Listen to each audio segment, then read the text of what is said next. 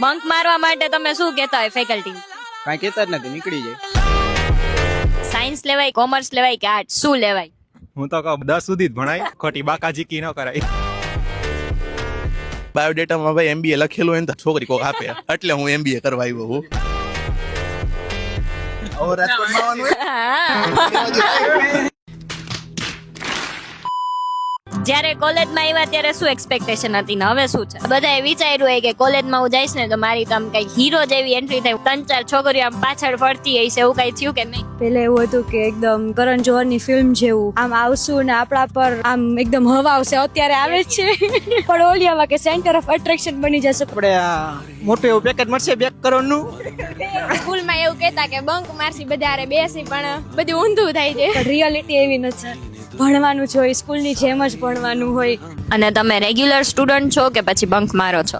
ના ના, રેગ્યુલર. ત્યારે માર્યો નથી, હજી માર્યો નથી. પેલા તો પપ્પાને જ ફોન કરશે, એટલે બહુ વિચારતા જ નથી. રેગ્યુલર તો નહીં, પણ કોક વાર તો ચાલે. કોલેજ વધારે યાદ આવશે કે school? School school definitely school days. એવું કેમ?